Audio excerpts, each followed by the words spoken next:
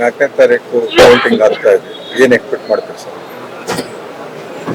ಒಳ್ಳೆಯ ಉತ್ತಮ ಫಲಿತಾಂಶವನ್ನ ನಾವು ರಾಜ್ಯದಲ್ಲಿ ನಿರೀಕ್ಷೆ ಮಾಡ್ತೇವೆ. ಎರಡೂ ಸ್ಥಾನಗಳನ್ನ ಕಾಂಗ್ರೆಸ್ ಪಕ್ಷದ ಅಭ್ಯರ್ಥಿಗಳು ಗೆಲ್ತಾರೆ ಅಂತಕ್ಕಂಥ ವಿಶ್ವಾಸ ನಮಗಿದೆ.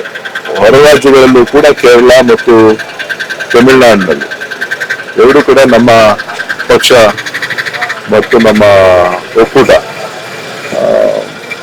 ಜಯಬೇರಿಗಾಗಿ ಬೆಳೆಸ್ತದೆ ಅಂತಕ್ಕಂಥ ವಿಶ್ವಾಸ ಇದೆ.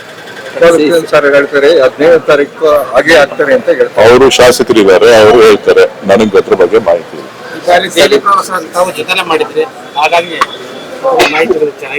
ನಾನು ಮೊದ್ಲೇನು ಹೋಯ್ತಾ ಇಲ್ಲಪ್ಪ, ನಾನು 15 ವರ್ಷದಿಂದ ಹೋಯ್ತಾ ಇರ್ತೀನಿ, ಗೊತ್ತಾ ಇರ್ತೀನಿ.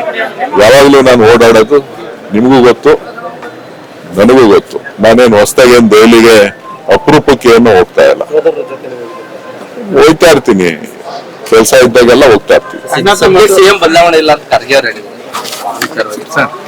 ಪಕ್ಷ ಅದನ್ನ ಅಧ್ಯಕ್ಷರವರು ಅವ್ರೇನ್ ಹೇಳ್ತಾರೆ ಅದರಂತೆ ಪಕ್ಷ ನಡ್ಕೊಳ್ತಾರೆ.